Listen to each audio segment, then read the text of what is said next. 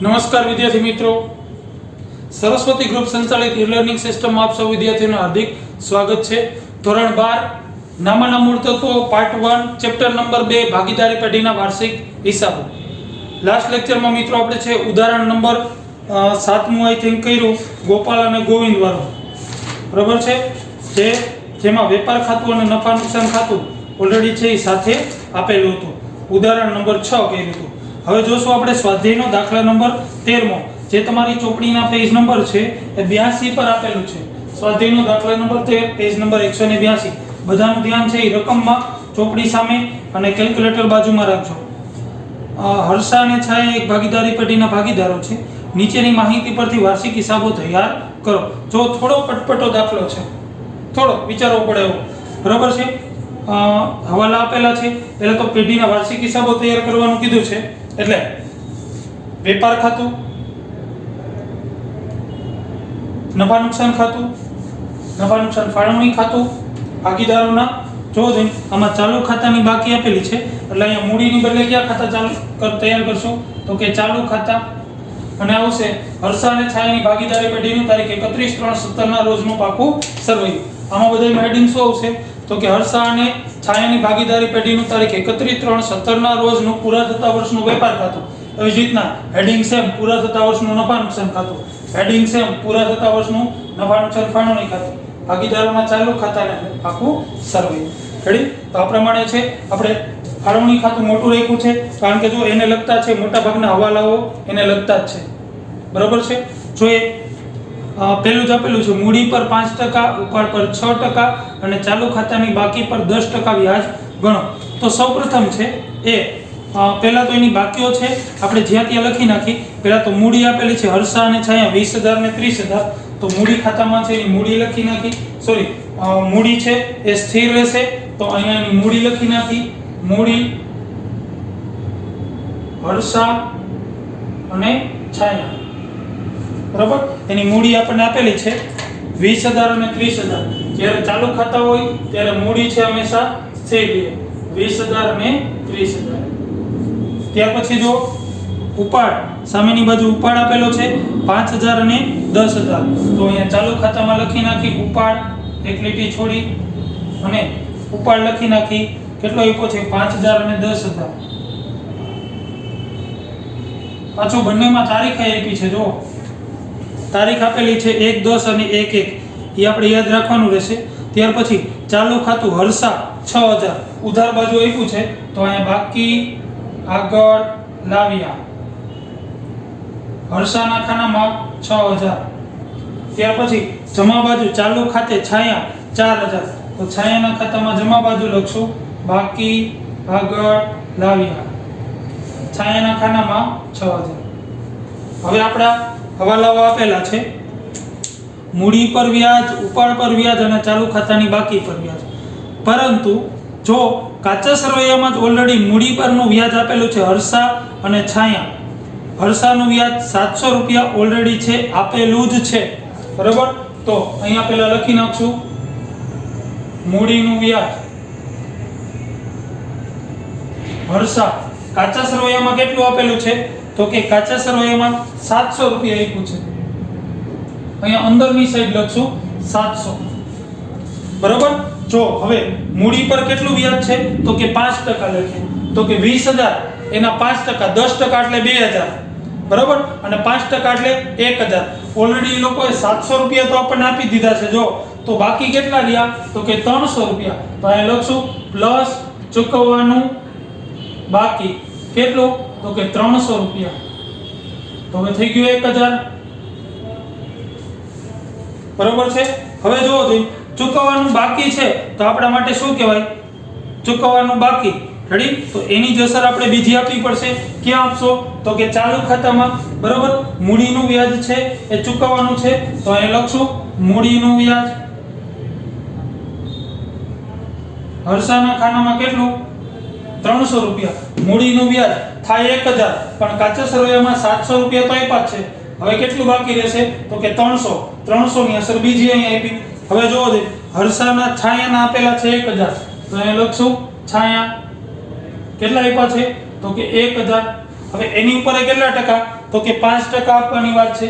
તો કે 30,000 એના 10% એટલે 3,000, 5% એટલે 1,500 રૂપિયા. જો તો એમાંથી ચૂકવી કેટલા દીધા છે? તો 1,000. તો બાકી કેટલા રહેશે? ચૂકવવાનું બાકી કેટલા? તો કે 500 રૂપિયા. રેડી? અહીંયા થઈ ગયા 1,500. તો એની બીજી અસર અહીં આપી દઈએ 500 ની. રેડી? થોડું કટપટું છે.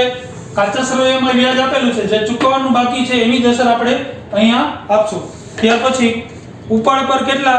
તો કે 6% લેખે. પણ ઉપાડનું વ્યાજ જો જમા બાજુ છે આપેલું જ છે, હર્ષાના 100 અને છાયાના 50. તો અહીંયા છે એ પહેલા આપણે ઉપાડનું વ્યાજ છે એ લખી નાખી. અહીંયા લખશું ઉપાડનું વ્યાજ. પેલું હર્ષા એનું કેટલું આપ્યું છે? તો કે 100 રૂપિયા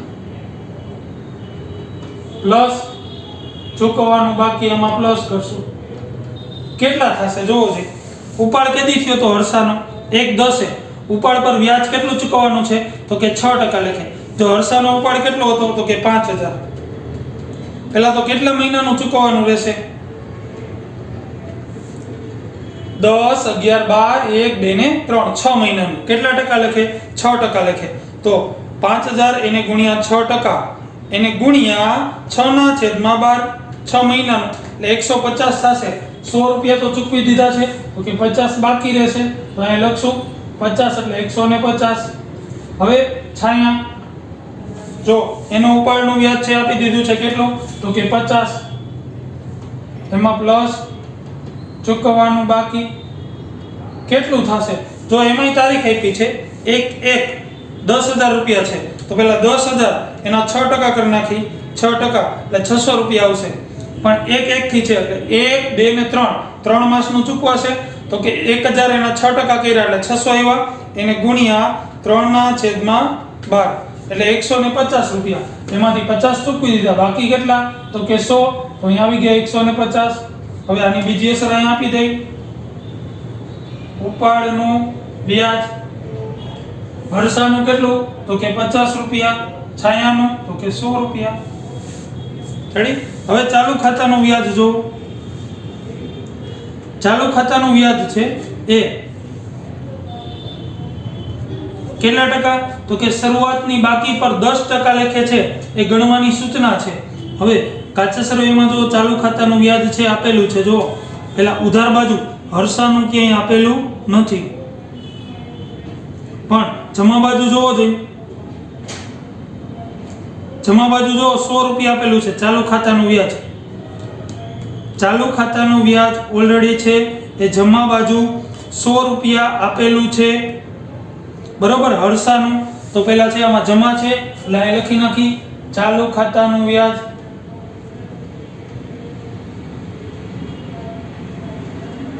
બરોબર. કેનું? તો કે હર્ષા કેટલું આપ્યું છે? 100 રૂપિયા.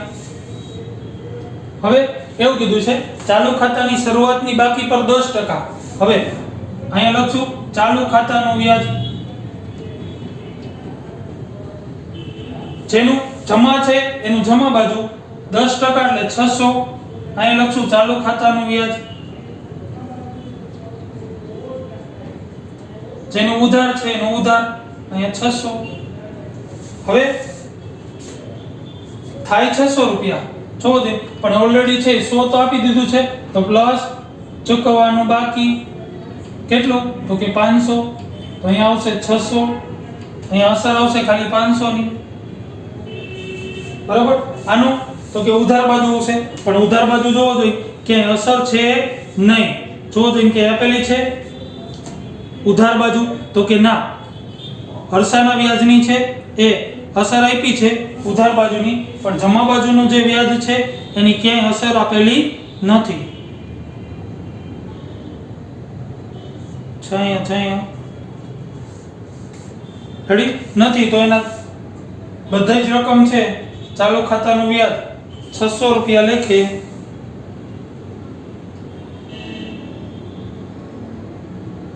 ચાલુ ખાતાનું વ્યાજ 400 300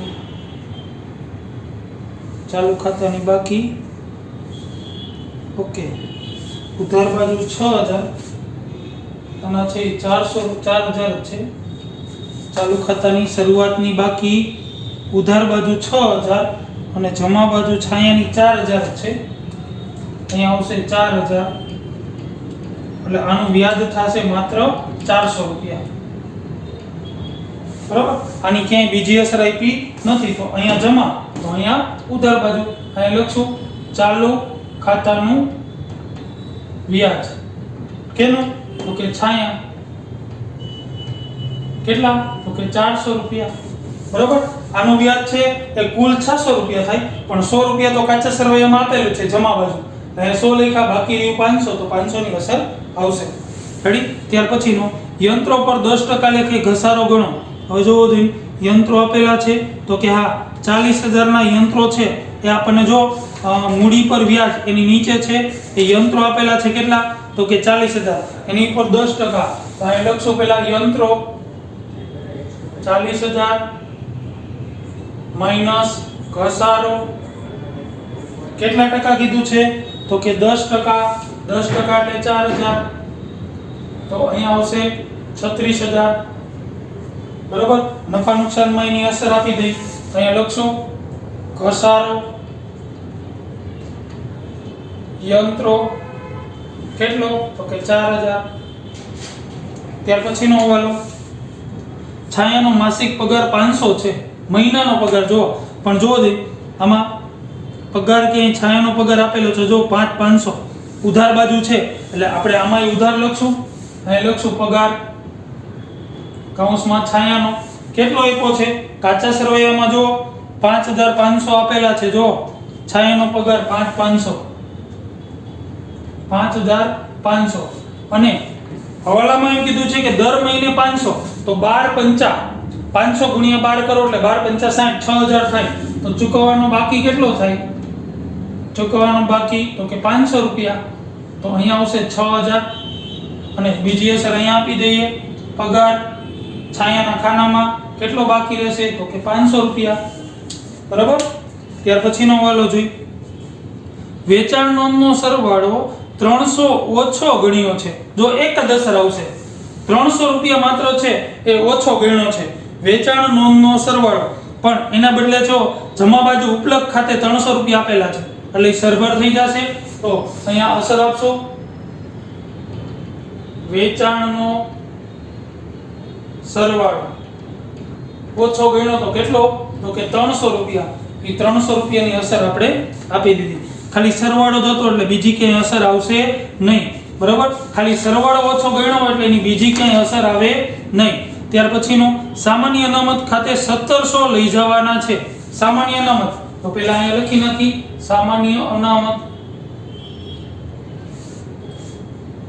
કેટલા લઈ જવાના છે તો કે 1700 રૂપિયા હવે 1700 રૂપિયા જો સામાન્ય અનામત ખાતે લઈ જાવ તો એટલા આપણા નફામાં શું થાય છે ઘટાડો થાય વેચણી પાત્ર નફો ઘટે તો અહીં લખી નાખી સામાન્ય અનામત કેટલા તો કે 1700 રૂપિયા આપણો એટલો નફો વેચણી પાત્ર નફામાં ઘટાડો થયો હવે જો હવાલાની બધી છે અસરો આપી દીધી બાહ્ય હવાલાની હવે જોશું આંતરિક હવાલા પહેલેથી જોતા જાય ઉપાડ આવી ગયું છે પગાર જો પગાર આપ્યો છે તો નફા નુકસાન ખાતામાં એની અસર આપશો પગાર જો એમાં કૌંસમાં કઈ કીધું છે જોવો જોઈએ કૌંસમાં શું કીધું છે તો કે 1000 અને 13000 કુલ પગાર 13000 આપ્યો છે અંદર લખશું પછી શું કીધું છે મહિનાનો 1000 તો એક વર્ષ 12 મહિના હોય દર મહિને 1000 તો કેટલો થાય તો કે 12000 તો અહીંયા શું કહેશું માઈનસ અગાઉથી ચૂકવેલ કેટલા ચૂકવા છે તો કે 1000 અગાઉથી ચૂકવા છે આખા મહિનાનો પગાર કેટલો થાય તો કે 12000 રૂપિયા બરાબર બીજી અસર અહીંયા આપશું નફા નુકસાન સોરી પાકા સરવૈયામાં મિલકત લેણા બાજુ અગાઉથી ચૂકવેલ પગાર કેટલો અગાઉથી ચૂકવો હોય તો કે 1000 રૂપિયા ખરેખર આખા વર્ષનો 12000 થાય 13000 ચૂકવી દીધો છે તો 1000 અગાઉથી ચૂકવેલ ત્યાર પછી માલ સ્ટોક આપ્યો છે 31/3 એને આપણે આખરનો સ્ટોક કહેશું તો અહીં લખશું આખર સ્ટોક કેટલો આપ્યો છે આખો સ્ટોક? તો કે 10,000 રૂપિયા. ત્યાર પછી વીમા પ્રીમિયમ, જેમાં 1200 વીમા પ્રીમિયમ 30/6/17 ના રોજ પૂરા થતા વર્ષનું છે. પહેલા તો વીમા પ્રીમિયમ અહીં લખી નાખી. વીમા પ્રીમિયમ કેટલો આપ્યું છે? તો કે 2000. તો અંદરની સાઈડ લખશું 2000. જેમાં 1200 નું વીમા પ્રીમિયમ 30/6/17 ના રોજનું છે. 30/6 આપણે તો હિસાબો 31/3 ના બનાવવાના છે, એટલે કે 3 પછી 4 5 ને 6 3 મહિનાના વધારાના છે. 1200 રૂપિયામાંથી 3 મહિનાના વધારાના છે. તો વધારાના કેટલા છે એ મેળવી શકશું. તો કે 1200 એને ગુણ્યા 3/12, એટલે વધારાના કેટલા છે? તો કે 300 રૂપિયા છે વધારાના છે. એને આપણે કહીશું અગાઉથી ચૂકવેલ. અહીં લખશું માઈનસ અગાઉથી ચૂકવેલ કેટલા? તો કે 300 રૂપિયા. તો 12 આવશે 1700 રૂપિયા. જો કૌંસમાં એવું કીધું છે 2000, 12 2000 છે, પણ એવું કીધું છે કે 1200 રૂપિયા છે એ 30/6 સુધીના છે. એક વર્ષના 1200 ચૂકવા છે, તો 3 મહિનાના વધારાના થશે, કારણ કે આપણે 31/3 સુધીની જરૂર પડશે. કે 4 5 અને 6 3 મહિનાના વધારાના છે. તો 1200 એને ગુણ્યા 3/12 કરો એટલે 300 રૂપિયા આવશે. તો આમાંથી બાદ કર્યા એટલે અગાઉથી ચૂકવેલ થયું. અહીં લખશું અગાઉથી ચૂકવેલ વીમા પ્રીમિયમ. અગાઉથી ચૂકવેલ વીમા પ્રીમિયમ કેટલું? તો કે 300 રૂપિયા. રેડી? ત્યાર પછીનો જમા બાજુની બાબતો જોઈએ. જમા બાજુ એક આપેલું છે, જો હર્ષાની લોન કેટલી આપી છે? તો કે 10,000 રૂપિયાની આપેલી છે. જોવો છે હર્ષાની લોન છે એ 10,000 આપેલી છે. તો પહેલા આપણે અહીં લખશું હર્ષાની લોન કેટલી? તો કે 10,000. હવે ભાગીદારની લોન છે, કાંઈ નો કીધું હોય તો 6% વ્યાજ ગણાય, પણ 1/10 થી આપી છે, એટલે કે 10 11 12 1 2 ને 3 6 મહિનાનું વ્યાજ ગણાશે. તો કે પહેલા જો 10,000 એના 6%, એને ગુણ્યા 6%, એને ગુણ્યા 6/12, કારણ કે 6 મહિનાનું, એટલે 300 રૂપિયા વ્યાજ થશે. પરંતુ ઉધાર બાજુ જો લોન પર વ્યાજ 200 તો આપેલું જ છે. તો અહીંયા લખશું લોન પર વ્યાજ, લોનનું વ્યાજ 200 રૂપિયા તો આપ્યું છે, તો પ્લસ ચૂકવવાનું બાકી કેટલું? તો કે 100 રૂપિયા. અહીંયા 300 આવી જશે. રેડી? ફરીથી 10,000 એના 6% એટલે 600. 6 મહિનાનું છે, 1/10 લોન લીધી છે, એટલે 600 ગુણ્યા 6/12 એટલે 600 300 રૂપિયા થશે. પણ ઉધાર બાજુ જો 200 રૂપિયા તો આપેલા છે, તો બાકી કેટલા રહેશે? તો કે 100. અહીં લખશું 300. તો ચૂકવવાનું બાકી છે એટલે બીજી અસર અહીં આપશું ચૂકવવાનું બાકી વ્યાજ. કૌંસમાં લખી શકાય હર્ષા કેટલું બાકી રહ્યું? તો કે 100 રૂપિયા. બધી જ અસરો છે આપણે આપી દીધી. હવે કાચા સરવૈયાની બાકીઓની અસર આપી. જે ઉધાર બાજુ છે યોગ્ય ખાતામાં ઉધાર, જમા છે એ જમા. જોતા જાય ઉપાડ આવી ગયું, ચાલુ ખાતા આવી ગયા, મૂડી પર વ્યાજ આવી ગયું, યંત્રો આવી ગયા, લોન પર વ્યાજ આવી ગયું, પગાર આવી ગયો, છાયાનો પગાર આવી ગયો, દેવાદારો 15,000. તો એ લખશું દેવાદારો 15,000. ત્યાર પછી મળવાનું બાકી ભાડું, મળવાનું બાકી છે, તો એ લખશું આવક થશે મળવાનું બાકી ભાડું કેટલું છે? 2,000 રૂપિયા. ત્યાર પછી આપેલી છે જોવો દે ઘાલખાત. જો ઘાલખાત અંગે કઈ કીધું નથી, 1,300 રૂપિયા. ઘાલખાત અંગે કઈ કીધું નથી, તો ઘાલખાત છે એ ક્યાં આવશે? તો કે નફા નુકસાન ખાતામાં ઉધાર બાજુ. ઘાલખાત 1,300.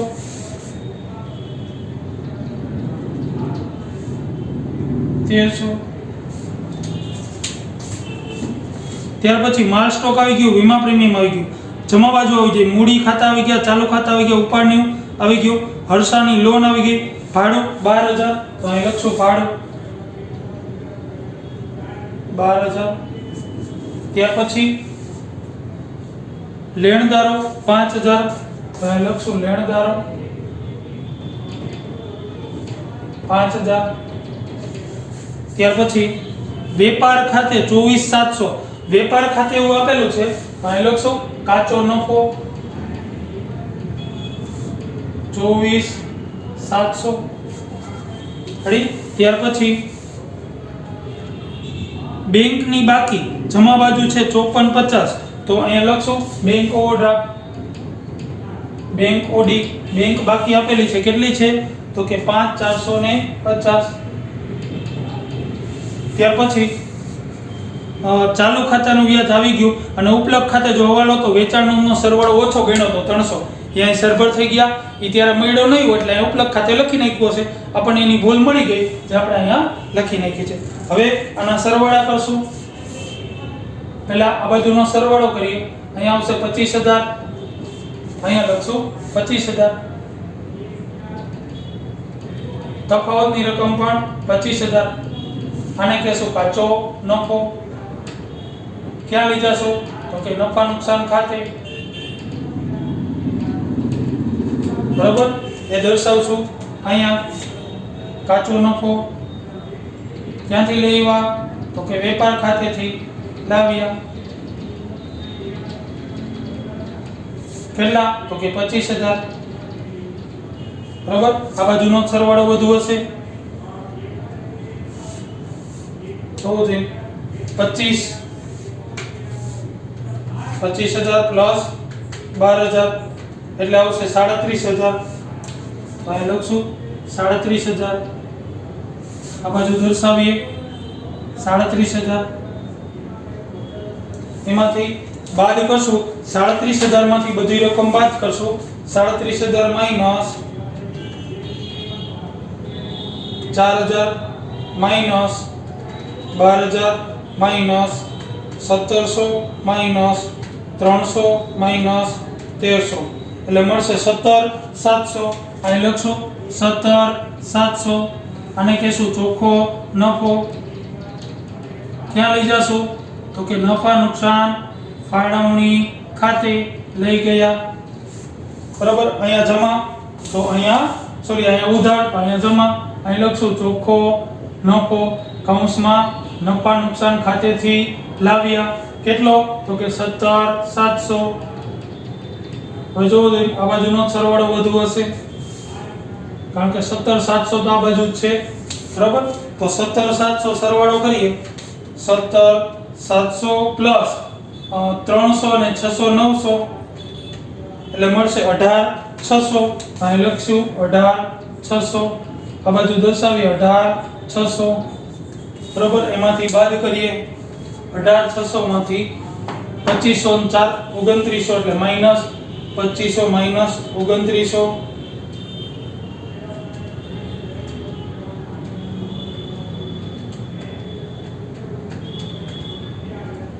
માઈનસ 6,000 માઈનસ 1,700 એટલે તફાવતની રકમ મળી આપણને 8,000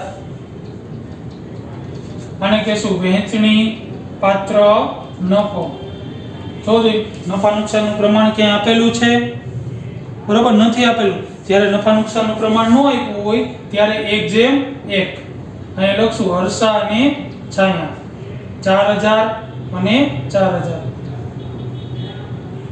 બરોબર અહીંયા દર્શાવી દઈ વહેંચણી પાત્ર નફો 4,000 અને 4,000 હવે આ બંને બાજુનો સરવાળો કરીએ પહેલા જોઈ લેવાનું કઈ બાજુનો સરવાળો છે એ વધુ છે જો અહીંયા 4 ને 4 8 8 ને 1 9 400 આ બાજુનો સરવાળો વધુ છે 10 100 અહીં લખશું 10 100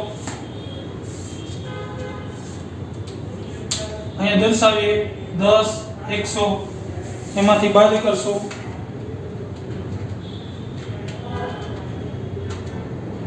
માઈનસ 4 ને 4 8 9 400 માઈનસ 9 400 એટલે તફાવતની રકમ મળશે આપણને 700 રૂપિયા તો અહીંયા લખશું 700 અને આપણે કહેશું બાકી આગળ લઈ ગયા એ જ રીતના આ બાજુનો સરવાળો આનો જ વધુ છે 6 ને 5 11 11 550 અહીંયા દર્શાવીએ 11 550 એમાંથી બાદ કરી 11 550 માઈનસ 4,000 300 એટલે મળશે 7250. હવે લખશું 7250. તફાવતની રકમ જમા બાજુ મળી તો આને વિરુદ્ધ બાજુ એટલે ઉધાર બાજુ અહીંયા લખીએ ચાલુ ખાતા હર્ષા અને છાયા. અહીંયા જમા તો આ ઉધાર, મિલકત લેણા એટલે ઉધાર, મૂડી દેવા એટલે જમા, અહીંયા જમા તો અહીંયા ઉધાર દર્શાવી દઈ 7250 અને 700 રૂપિયા.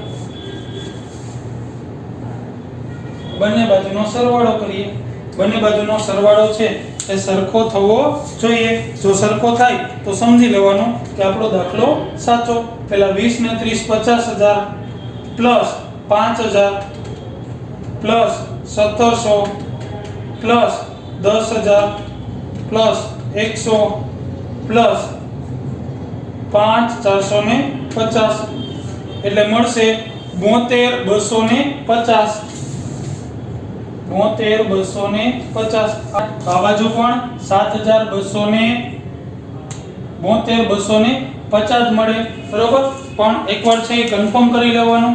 કઈ રીતના તો કે 36000 plus 15000 plus 7250 plus 700 plus 2000 plus 1000 plus 10000 plus 300 એટલે 7250.